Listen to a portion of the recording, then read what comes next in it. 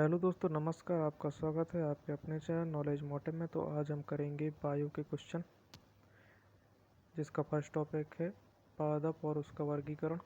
तो हम पहले क्वेश्चन की ओर चलते हैं। तो पहला क्वेश्चन है, जीव विज्ञान शब्द का प्रयोग सबसे पहले किसने किया।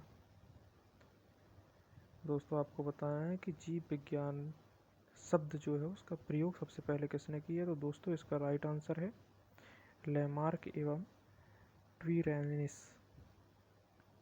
ट्रेविरेनस। थोड़ा इसको पढ़ने में थोड़ा सा असुविधा हो रही है। चलिए अगले क्वेश्चन की ओर चलते हैं।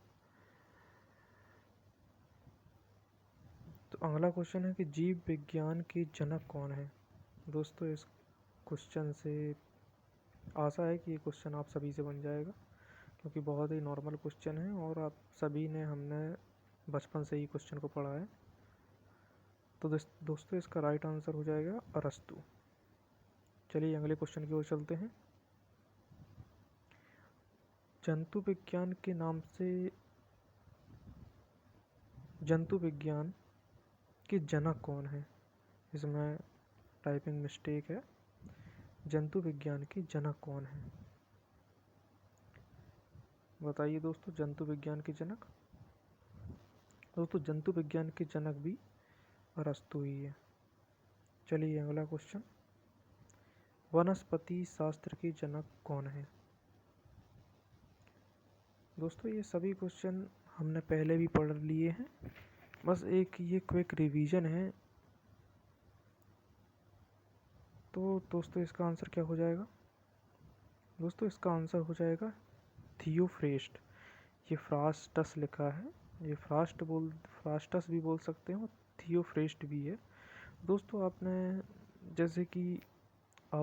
जैसे घर में कुछ बनता है तो उसको आप, जैसे कि डोसा बनता है तो आप उसको पेस्ट बोलते हैं ना। तो डोसा जो बनता है वो वनस्पति से ही बनता है, मतलब पेस्ट जो बनता है। तो उसी से आप याद कर लीजिए कि फेस्ट आ रहा है ना। तो ये समझ लीजिए कि वनस्पति, मतलब दोस्तों ट्रिक नॉनसेंस ज़रूर है, लेकिन नॉनसेंस चीज़ें ही लोगों को याद होती हैं जल्दी। चलिए अगले क्वेश्चन की ओर चलते हैं। चिकित्सा शास्त्र का जनक कौन है। चिकित्सा शास्त्र के जनक किसे कहा जाता है दोस्तों इसका राइट आंसर हो जाएगा हिप्पोक्रेटस। दोस्तों, हिप्पोक्रेटस को अपन याद कैसे रखेंगे। जैसे कि दोस्तों आपने देखा है, आपने तारक मेहता का उल्टा चश्मा देखा है। उस पे जो डॉक्टर हाथी होते हैं, डॉक्टर आप हिप्पोपोटेमस को जानते हैं ना। वो भी मतलब मोटे जीव होते हैं, दरियाई घोड़ा जिसको बोलते हैं अपन। तो दोस्तों क्या होता है कि जैसे वो मोटे थे ना, तो वैसे ही हिप्पो जो पोटेमस होते हैं वो भी मोटे होते हैं। दोस्तों, आप दिल पे मत लीजिएगा अगर कोई हाथी भाई के फ़ैन है तो, क्योंकि ये आपको याद कराने के लिए है। तो दोस्तों, इसका राइट आंसर हो जाएगा हिप्पोक्रेटस। आप हिप्पोपोटेमस याद रख लीजिए, चिकित्सा शास्त्र। चलिए अगले क्वेश्चन की ओर चलते हैं। बॉटनी शब्द की उत्पत्ति किस भाषा के शब्द से हुई है दोस्तों। बॉटनी शब्द की जो उत्पत्ति है किस भाषा से हुई है। तो दोस्तों, इसका राइट आंसर है ग्रीक। दोस्तों, एक बात और बता दूं आपको कि ज़्यादातर जो अपने शब्द थे वो लैटिन भाषा या तो ग्रीक भाषा से ज़्यादा लिए गए हैं। तो दोस्तों, इसमें आप धोखे से लैटिन मत लगा देना, क्योंकि लैटिन से भी बहुत से शब्द लिए गए हैं। और लैटिन शब्द ऐसा है कि आप ऐसे अंधेरे में पत्थर ही मारो तो पता चला कि आपका सही हो जाए। लेकिन यहाँ पे आपको याद रखना है कि बॉटनी शब्द की मतलब उत्पत्ति कहाँ से हुई है, तो ग्रीक भाषा से।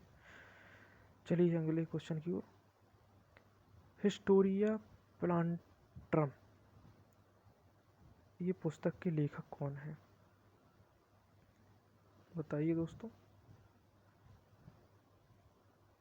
अब देखिए यहाँ पे प्लांट आया ना, यहाँ पे देखिए प्लांट आ रहा है। तो प्लांट आ रहा है तो मैं आपको भी बताया था कि वनस्पति जहाँ पे आएगा तो थियोफ्रेस्ट।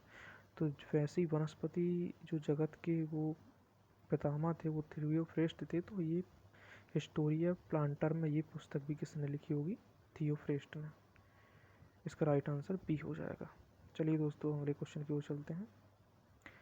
हिस्टोरिया एनिमलम क्वेश्चन के लेखक मतलब पुस्तक के लेखक कौन है? हिस्टोरिया एनिमलम। तो इसका राइट आंसर हो जाएगा दोस्तों अरस्तु। इसका राइट आंसर हो जाएगा अरस्तु। चलिए अगले क्वेश्चन की ओर चलते हैं। चिकित्सा शास्त्र के विद्यार्थियों को किसकी शपथ दिलाई जाती है? दोस्तों बहुत ही नॉर्मल क्वेश्चन है, आप पढ़ चुके हैं अभी पढ़ चुके हैं दोस्तों। इसका राइट आंसर हो जाएगा हिप्पोक्रेटस, हिप्पोपोटेमस। चलिए अगले क्वेश्चन की ओर। वह विज्ञान जिसका संबंध जीवधारी के अध्ययन से होता है कहलाता है। वह विज्ञान जिसका संबंध जीवधारियों के अध्ययन से होता है वह क्या कहलाता है? दोस्तों ये तो इसी पर छुपा ही है, मतलब ये उसने सीधा सीधा परिभाषा बोल दी है। तो ये कहा जाता है जीव विज्ञान। इसका राइट आंसर जीव विज्ञान हो जाएगा। चलिए अगले क्वेश्चन की ओर चलते हैं। फाइकोलॉजी में किसका अध्ययन होता है? दोस्तों ये बहुत इंपॉर्टेंट क्वेश्चन हो जाते हैं कि अध्ययन वाले क्वेश्चन बहुत ही ज़्यादा इंपॉर्टेंट हो जाते हैं, तो आपको ये मैं ट्रिक से याद कराऊंगा। तो बताइए दोस्तों इसका फाइकोलॉजी में किसका अध्ययन किया जाता है? तो दोस्तों इसका राइट आंसर है शैवाल। अब इसको ट्रिक से याद कैसे करेंगे तो इसको भी मैं बताता हूँ दोस्तों। क्या होता है कि जैसे कि आपने तालाब देखे होंगे, तालाबों में ज़्यादातर ये शैवाल वैवाल पाई जाती है। तो शैवाल को निकालने के लिए क्या किया जाता है, जैसे कि हमारे शहर में भी तालाब है, तो क्या करते हैं वहाँ पे जाल फेंक दिया जाता है। जाल फेंक दिया जाता है और जाल को फिर खींच लिया जाता है, जिससे कि पूरी शैवाल बाहर आ जाती है धीरे धीरे करके। तो जाल को फेंका जाता है दोस्तों। तो फाइकोलॉजी मतलब फेंको, तो फेंको आ जाएगा। तो काय के लिए फेंका है? शैवाल निकालने के लिए। तो दोस्तों इसका राइट आंसर हो जाएगा शैवाल। दोस्तों इसको आपको याद कर लेना है और किसी कॉपी में आपको साइड में ये लिख भी लेना है दोस्तों, जिससे कि आपको ये ट्रिक याद रहे। अगले क्वेश्चन की ओर चलते हैं। पर्यावरण अध्ययन जीव विज्ञान की किस भाषा के अंतर्गत आता है? दोस्तों पर्यावरण अध्ययन जीव विज्ञान की किस भाषा के अंतर्गत आता है दोस्तों? तो इसका राइट आंसर हो जाएगा पारिस्थितिकी, इकोलॉजी। इकोलॉजी के अंतर्गत आता है, पारिस्थितिकी के अंतर्गत आता है दोस्तों। ठीक है, ये हालांकि आपसे बन ही जाएगा। इको आ गया यहाँ पे तो पर्यावरण से संबंधित यही हो गया ये। चलिए अगले क्वेश्चन की ओर। फूलों के संवर्धन के विज्ञान को क्या कहते हैं दोस्तों? फूलों के संवर्धन के विज्ञान को क्या कहते हैं दोस्तों? इसका आंसर आपको बताना है कि फूलों के संवर्धन के विज्ञान को क्या कहते हैं? संवर्धन। तो इसका आ जाएगा फ्लोरिकल्चर दोस्तों। फूलों के संवर्धन के विज्ञान को कहते हैं फ्लोरिकल्चर। चलिए अगले क्वेश्चन की ओर चलते हैं।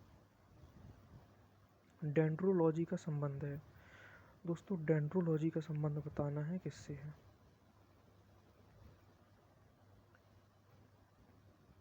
दोस्तों डेंड्रोलॉजी का संबंध, दोस्तों इसका राइट आंसर हो जाएगा डेंड्रोलॉजी झाड़ियों के अध्ययन से। दोस्तों इस क्वेश्चन में थोड़ा सा डाउट है, थोड़ा सा आप देख लीजिएगा, लेकिन दोस्तों इसका मेरे हिसाब से राइट आंसर झाड़ियों के अध्ययन से ही है। चलिए अगले क्वेश्चन की ओर चलते हैं। पुष्पों का अध्ययन कहलाता है दोस्तों, पुष्पों के अध्ययन को क्या कहते हैं? पुष्पों के अध्ययन को कहते हैं एंथ्रोलॉजी। पुष्पों के अध्ययन को कहते हैं एंथ्रोलॉजी। चलिए अगले क्वेश्चन की ओर चलते हैं। जीवाश्म वनस्पति विज्ञान में अध्ययन किया जाता है। तो जीवाश्म वनस्पति विज्ञान में किसका अध्ययन करते हैं? तो दोस्तों इसका सही आंसर हो जाएगा जीवाश्मों का। दोस्तों इस पर तो छुपा ही है इसी का आंसर, जीवाश्मों का। चलिए अगले क्वेश्चन की ओर चलते हैं। वनस्पति संवर्धन से संबंधित विज्ञान की शाखा है। वनस्पति संवर्धन,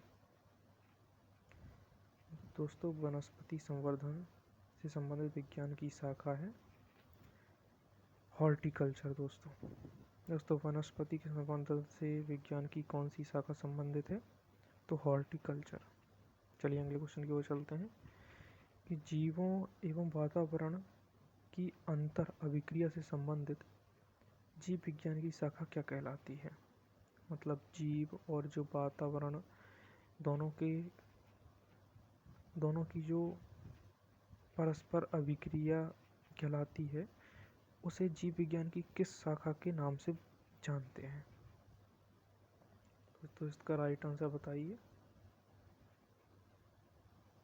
दोस्तों इसका राइट आंसर हो जाएगा पारिस्थितिकी। दोस्तों इसका राइट आंसर हो जाएगा पारिस्थितिकी। दोस्तों ये सारे क्वेश्चन आपको याद कर लेना है, क्योंकि ये क्वेश्चन जो हैं ये बार बार एग्जामों में पूछे जाते हैं और ये एक मात्र क्विक रिवीजन है। दोस्तों मैं जानता हूँ कि आप सभी ने पढ़ लिया है ये पहले भी, बस ये क्विक रिवीजन के लिए वीडियो है बस। चलिए अगले क्वेश्चन की ओर चलते हैं। वनस्पति विज्ञान की वह शाखा जिसमें शैवालों का अध्ययन किया जाता है। शैवालों का अध्ययन किसमें किया जाता है दोस्तों? दोस्तों अभी मैंने आपको बता दिया था इसके पहले भी कि शैवालों का अध्ययन किया जाता है फाइकोलॉजी। जाल फेंकते हैं ना, तो फाइकोलॉजी। चलिए अगले क्वेश्चन की ओर। सिल्वी कल्चर वनस्पति विज्ञान की वह शाखा है जिसमें वर्णन होता है। दोस्तों बताइए सिल्वी कल्चर में किसका वर्णन होता है? सिल्वी कल्चर। दोस्तों सिल्वी कल्चर में अध्ययन होता है वनों के विकास का। दोस्तों इसमें आप धोखे से सिल्क मत लगा देना, रेशम मत लगा देना। कई बार होता है कि सिल्वी कल्चर देखते ही लोगों का दिमाग रेशम में जाता है, क्योंकि उसको सिल्क बोलते हैं, इसलिए आप उस पर बिल्कुल मत जाना। इसको थोड़ा विशेष कर याद कर लेना। सिल्वी कल्चर वन के विकास के लिए शाखा होती है। चलिए अगले क्वेश्चन की ओर चलते हैं। स्पर्मोलॉजी में किसका अध्ययन किया जाता है दोस्तों? दोस्तों ये आप सभी से बन जाएगा, क्योंकि इसका आंसर छुपा है इसमें बीज।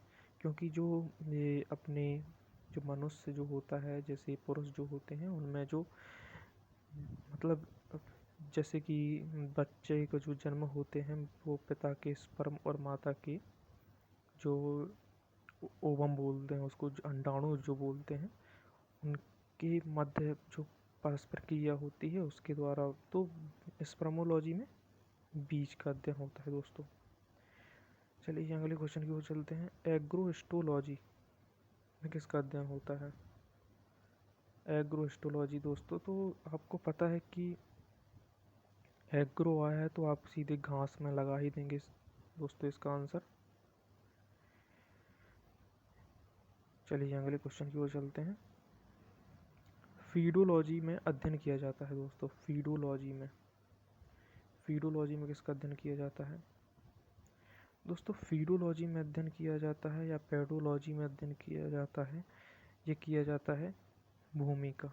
जैसे कि आप फीडोलॉजी मतलब कि फीट से याद कर लीजिए। फीट मतलब आप चलते कहाँ पे हो, तो भूमि पे, तो फीडोलॉजी भूमि का अध्ययन। चलिए अगले क्वेश्चन की ओर चलते हैं कि पौधों को नाम देने वाला विज्ञान कहलाता है दोस्तों। दोस्तों पौधों को नाम देने वाला विज्ञान कौन सा कहलाता है दोस्तों? दोस्तों पौधे का नाम देने वाला विज्ञान, दोस्तों इसको थोड़ा केयरफुली आंसर कीजिएगा, क्योंकि इसके सारे आंसर एक ही जैसे हैं लगभग। दोस्तों इसका राइट आंसर है, बिल्कुल आपको बिल्कुल बिठा के रख लेना है अपने दिमाग में, कि वर्गीकी। समझ रहे हैं? क्योंकि इसमें देखिए आप वर्गीकरण भी मतलब नाम से संबंधित है, पहचान भी नाम से संबंधित है, नामकरण नाम से संबंधित है ही। तो इसमें थोड़ा कन्फ्यूजन आपको ज़्यादा हो सकती है एग्ज़ाम में। आपको इसको थोड़ा याद कर लेना है कि वर्गीकी के नाम से पौधों को नाम देने वाली विज्ञान की शाखा जो है वर्गीकी है।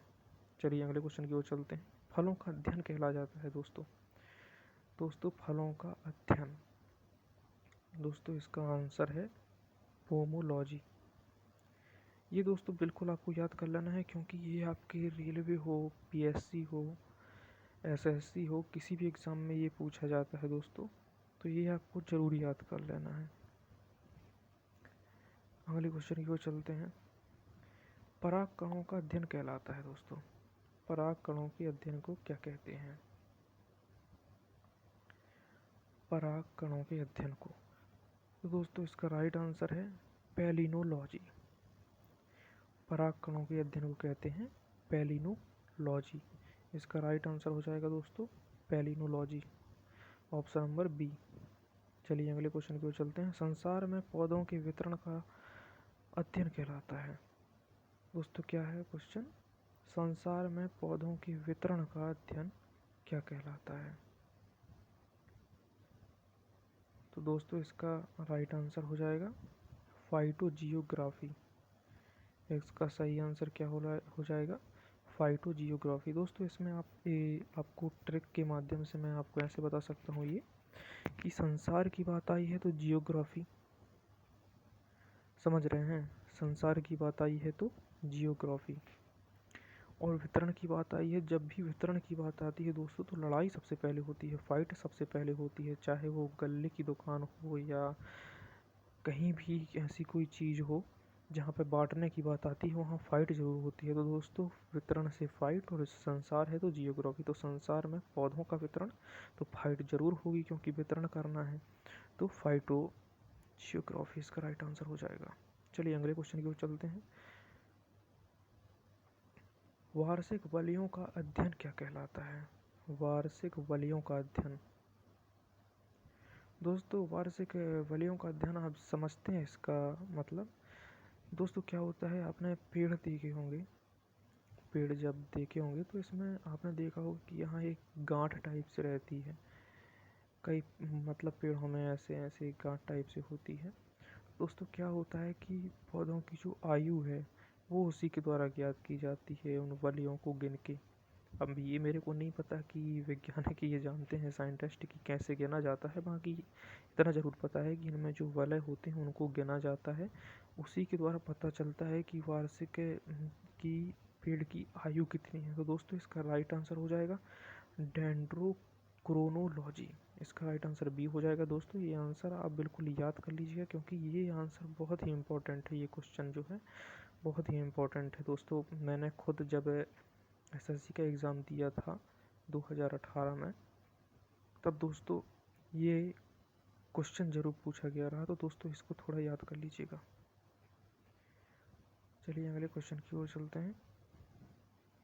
पौधों की आंतरिक संरचना का अध्ययन क्या कहलाता है?